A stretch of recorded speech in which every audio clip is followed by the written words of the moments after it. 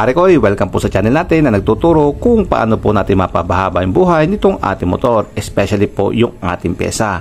At ngayon naman po, dito po tayo sa ating final transmission gearbox.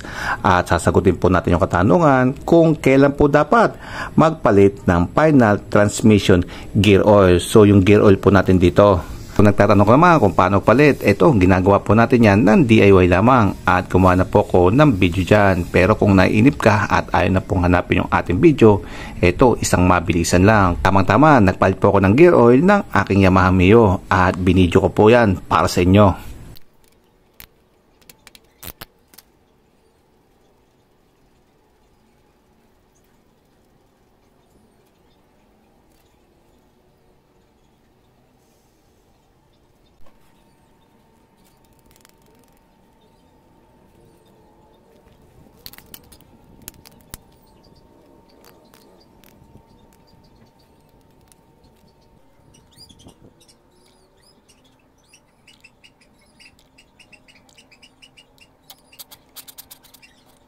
Di po ba? Andali lamang at take note nakatipid ka po dyan ng 100 pesos na labor cost na siya naman po pwede nyo ipambili pa ulit ng isa pang gear oil. And balik na po tayo sa ating tanong kung kailan po dapat magpalit ng gear oil dito sa ating final transmission gearbox. At ang sagot po natin dyan ay dalawa.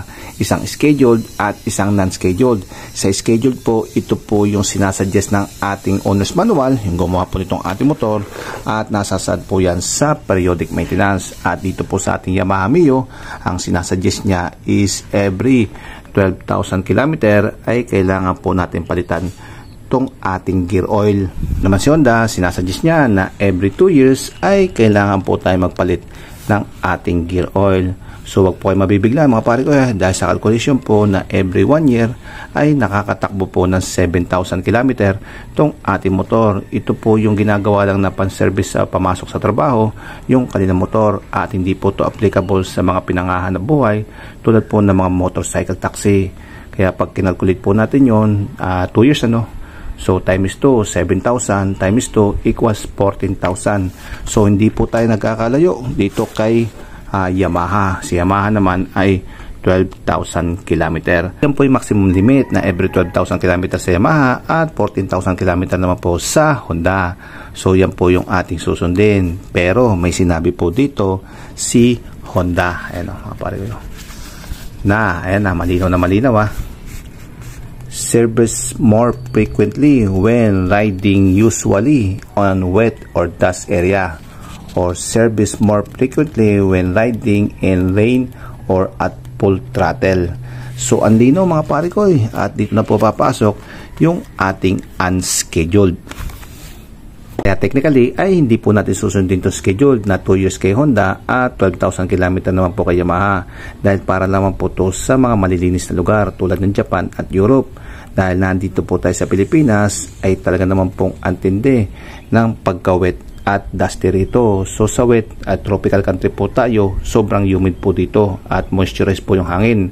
Then sa dusty naman ay hindi lang po dust dahil pollution po yung ating lugar lalo na po sa mga Manila.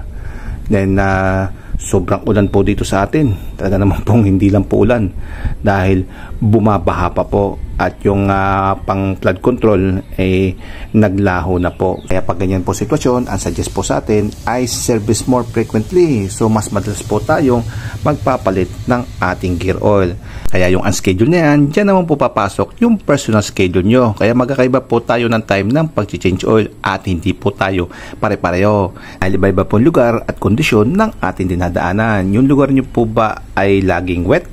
So at maalikabok at sama ko na rin po dyan yung mapollution at dito naman po is laging maulan at sama ko na rin po dyan ay laging binabaha at kung paggamit po ba ay laging full throttle.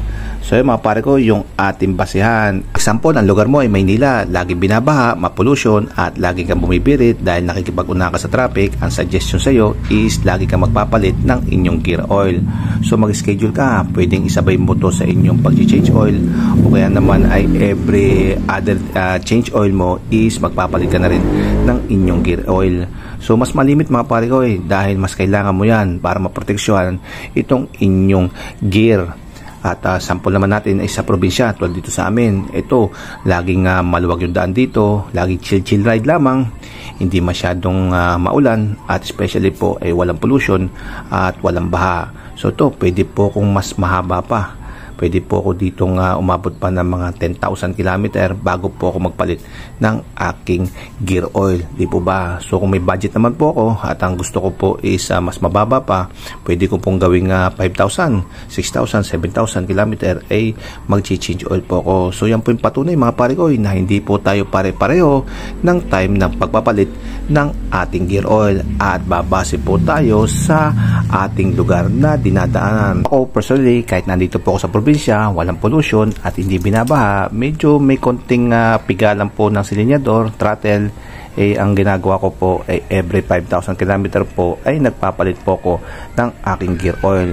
So isinasabay ko po siya sa susunod na pagpapalit ko po ng aking engine oil naman. So engine oil ko po kasi ay pinapalitan ko po to every 2,500 km. So 2,500 km, 2,500 km, ayun, 5,000 km, sinasabay ko na po itong aking gear oil. Pero pa po tayo na extra scheduled. Ito po yung hindi po natin inaasahan na mailusong po natin sa baha itong ating motor, especially po hanggang dito. Para po CVT yan, pwede pasukan yan at pwede po tayong magkaganito yung ating langis sa loob. So maging gatas po siya. Kaya personally po, I do recommend pag ito po ay nalubog sa baha, hanggang dito po, magpalit na po kayo ng gear oil. At isabay nyo rin po yung paglilinis ng CVT. Tandaan nyo po na mas mura po yung gear oil kesa po sa masisirang pyesa ng inyong final transmission gear. So mga pare ko, magawa na po kayo ng inyong unscheduled na pagpapalit ng gear oil at yan na po yung magiging personal schedule nyo. So hanggang dito lang po yung ating video at maraming salamat po sa panonood. Para sa inyo mga pare ko, paalam!